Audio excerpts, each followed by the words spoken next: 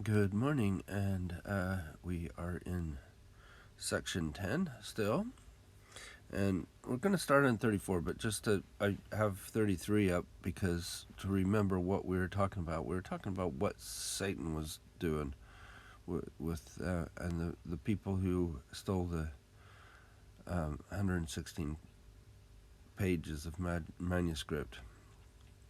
And so Satan thinks that he can overcome, that he can make it so the work can't come forward. But listen to what we're going to talk about, what God can do now. And I think this is amazing. And one of the great things about the Doctrine and Covenants is the amount of time that it's in first person. When it says I, it's God speaking about what he will do. You can feel the mind and will of the Lord with him. So we'll come here. To start with, we'll go into the little note that I have there. So this is from the Come Follow Me manual, and it's the questions that I want us to think about when we're going through this. How has the Lord been working in your life? For example, what coincidences has he prepared? What foundations has he laid for your blessings? And when has he led you to minister to someone in need? That's questions that you personally can ask yourself as we read this. The biggest thing I want from this is to see that God has taken care of so many little things. And as we often say, the saying, God is in the details, rather than the devil is in the details. God is in the details of our lives. And I believe that's true.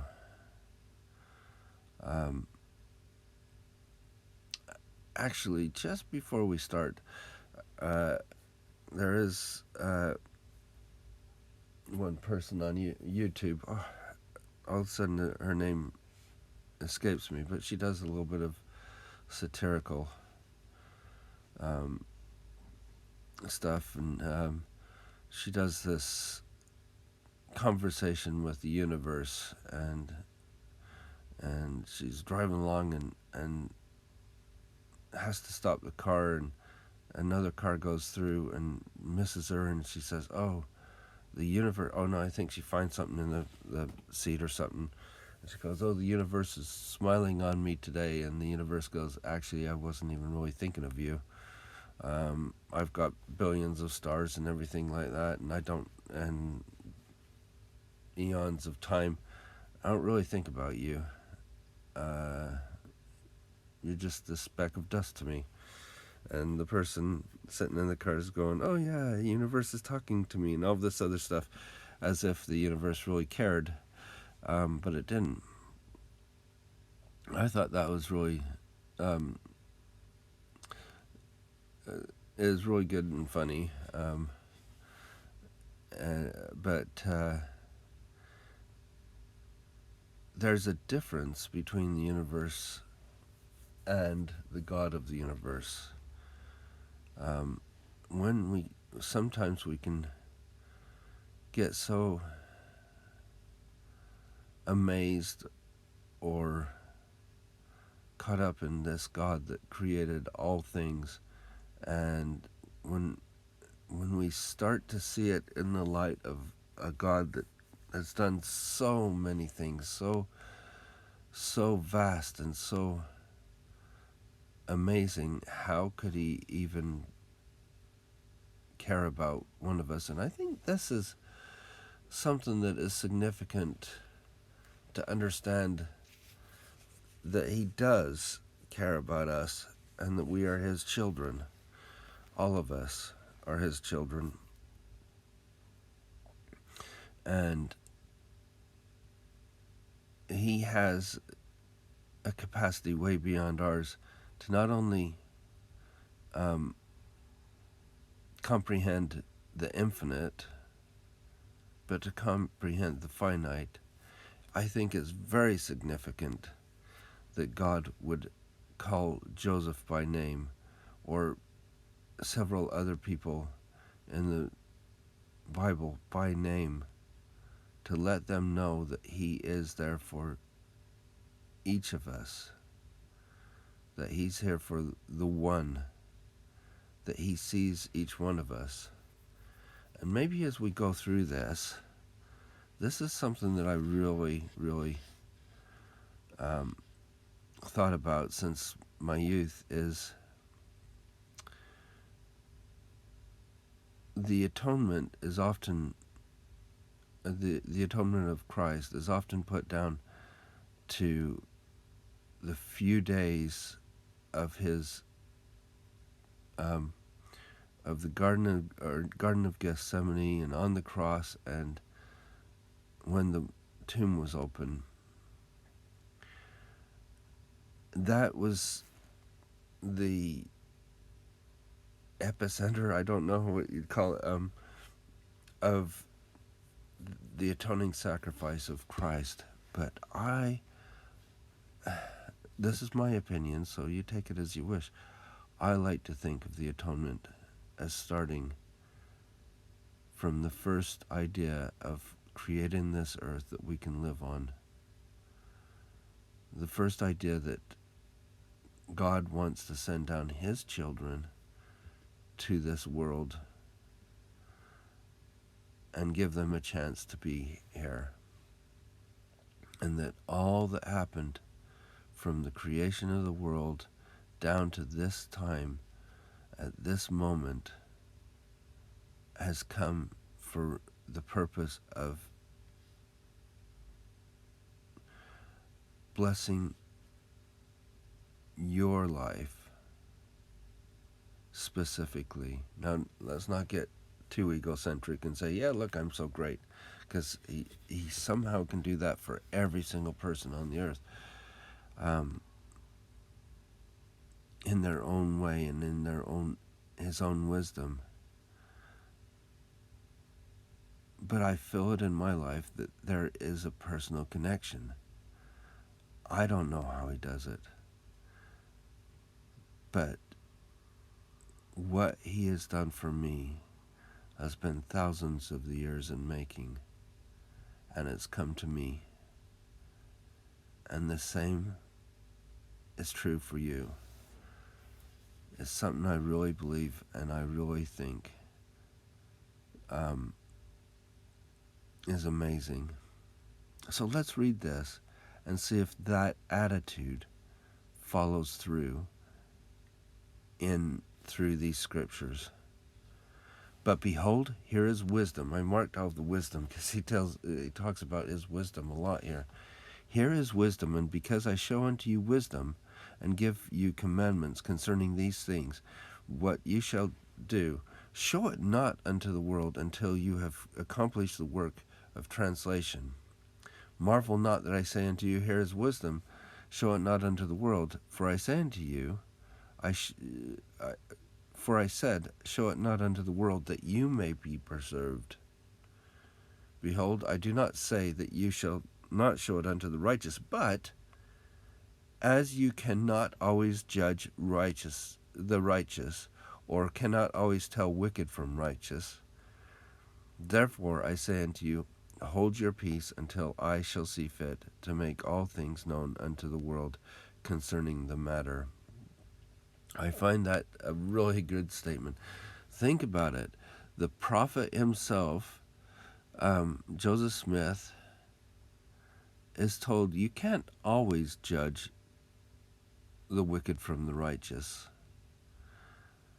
So many times we want to judge other people for their actions or inactions or whatever else they have as being wicked or righteous in our day. But if God has not given that power even to his prophet, I don't think we should try to assume that we know who is better than who, but we should in this sense, he's saying, well, guard these things against the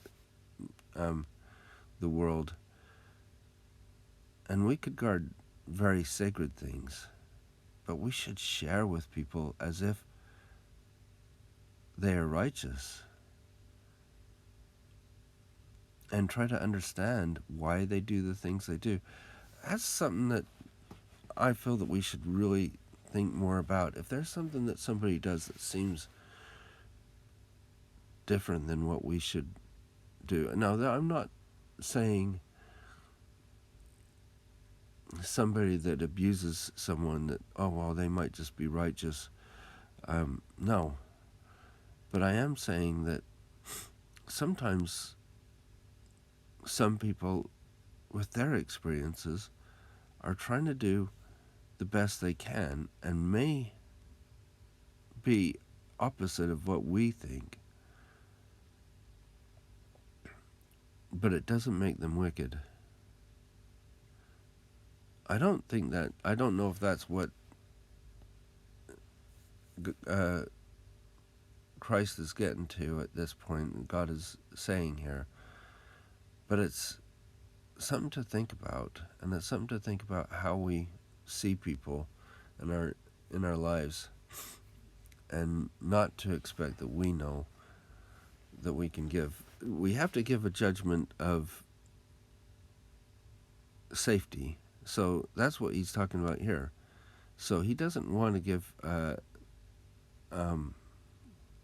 he's saying don't show these things to the world until it's time, as he says, until I shall see fit to make all things known unto the world concerning the matter. So you can protect yourself against those things that are wicked, you might say, and be guarded against those things, but don't just go out and judge people and say they're bad, they're horrible.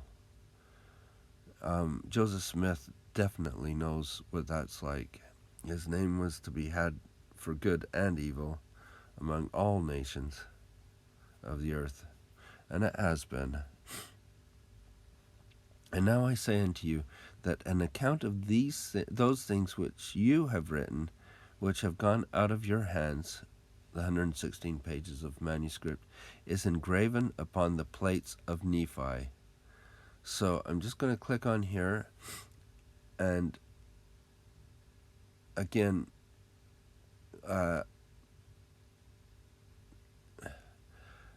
I'm just going to flip to verse 5, I think. Wherefore the Lord hath commanded me to make these plates for a wise purpose in him, which purpose I know not. And then let's go to Messiah, Words of Mormon 3. And now I speak somewhat concerning that which I have written. For after I had made an abridgment of the plates of Nephi down to the reign of King Benjamin, of whom Malachi spake, I searched among the records which had been delivered into my hands, and I found these plates, which contained the small account of the prophets, from Jacob down to the reign of this king Benjamin, and also many of the words of Nephi. So here we got the plates of Nephi, which was wisdom in God that they should be prepared. Yea, you remember it was said in those writings that a more particular account was given of these things upon the plates of Nephi.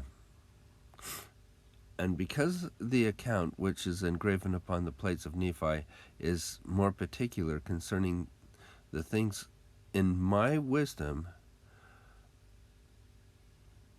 I would bring knowledge. I think this one goes, yep. Let's go down to 7 on this. I would, where did I just go? Sorry.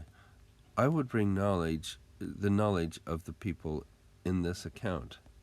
And I do this, and I'm just going to read verse 7 on this. This is words of Mormon. And I do this for a wise purpose, for thus it whispereth me, according to the workings of the Spirit of the Lord, which is in me. And now I do not know all things, but the Lord knoweth all things which are to come. Wherefore he worketh in me to do according to his will. So here we go, the wisdom, and it's thousands of years different.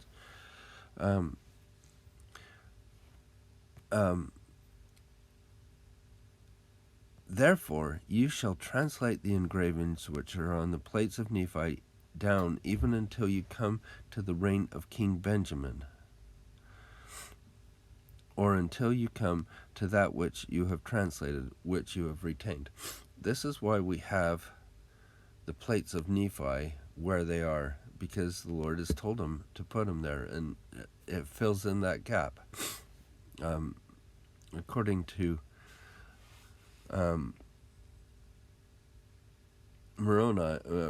Mormon, he found the plates after he'd already translated all the stuff up to King Benjamin, or not translated, abridged. Behold, you shall publish it as the record of Nephi, and thus I will confound those who have altered my words. I will not suffer that they shall destroy my work. I will show unto them that my wisdom is greater than the cunning of the devil. Behold, they have only got a part or an abridgment of the account of Nephi. Behold, there are many things engraven upon the plates of Nephi which do throw greater views upon my gospel.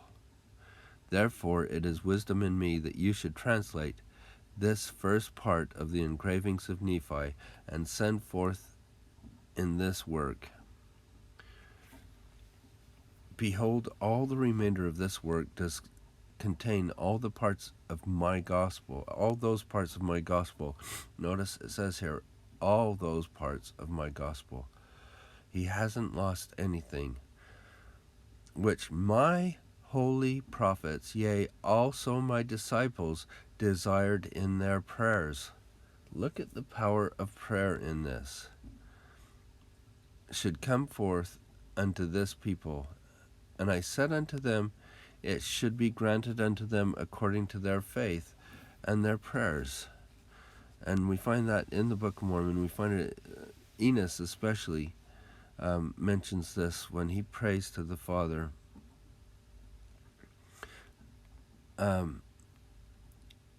Yea, and this was their faith, that my gospel which I gave unto them, that they might preach in their days, might come unto their brethren the Lamanites, and also all that become Lamanites because of their dissensions. Now this is not all. Their faith in their prayers was that this gospel should be made known also, if it were possible that other nations should possess this land. Thus they did leave a blessing upon the land in their prayers, that whosoever should believe in this gospel in this land might have eternal life. Talking about the American continent at this time. Yea, that it might be free unto all of whatsoever nation, kindred, tongue, or people they may be. So to me, that is going further and saying it might be free to all people, no matter where they're from. It being the gospel. I just had to see what that note was. And now behold, according to their faith, this is the prophets and apostles of the Book of Mormon, will I bring this part of my gospel to the knowledge of my people. Behold, I do not bring it to destroy that which they have received, but to build it up. What amazing power he has here. This is thousands of years in the making, and he's saying, I remember these things. I remember their prayers. I remember all of this, and he makes it sound as if it was the other day. Yeah, Nephi prayed to me, and this is how it was. Enos prayed, and this is how I remember this part. And Lehi prayed. Their prayers are being answered in this thing, and he has not forgotten them, and he has not forgotten his people, and he doesn't forget them. As it says in both the Bible and the Book of Mormon, does can a woman forget her sucking child? Yea, they may forget, but I will not forget thee. I have graven thee upon my hands. What a beautiful way to think that he has done this for us, and he has done it for them, and that we're all tied together. I hope you understand that the Lord loves you personally, and he also loves all those that are around you. And so when we talk about charity, it is such a big thing, and it can span, well, the universe. So I hope you have a wonderful day, and we'll see you tomorrow.